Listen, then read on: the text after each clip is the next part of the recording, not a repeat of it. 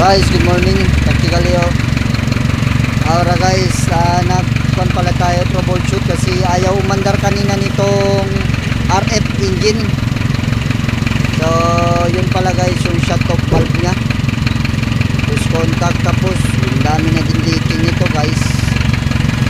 Request ko kasi sa mayari for overhauling na to kasi ang dami, pero sabi nila bagong overhaul daw to, ibang mekaniko guys. Walang tingnan pa namin guys kung magkasundo kami ng mayari, overall to, overall natin to siya guys kasi marami ng leaking.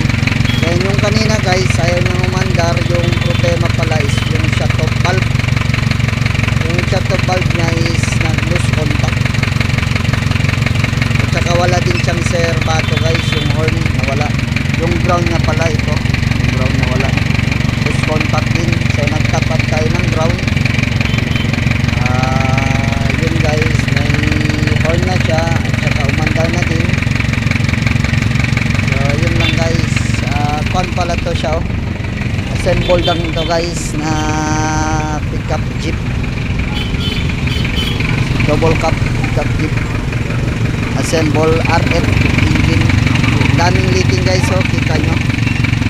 Request ko kasi, sabi ko sa driver, sabihin niya sa mayari na overall na to kasi na din to, ang dami ng leaking guys, para ma-recon to ulit. Yun, mandar naman siya guys, madaming leaking, lambot na siya pandarin ay so lang daming leaking guys. Yun, yung ginawa natin dito, yung shut off valve lang para umandar siya, at saka yung horn, bale dalawa yung inayos natin dito guys. So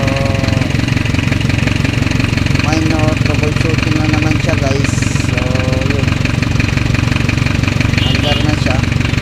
Nag-tap lang tayo ng wire, kita nyo yun, yung blue na wire. Lagay tayo ng wire kasi maiksi talaga yung wire. So yun, under na siya guys. Ang daming leaking guys, dami niyang leaking. Yung request ko sa ano, overall na kasi blow by na siya, dami ng leaking guys. Ganyan guys, RF engine, Mazda RF.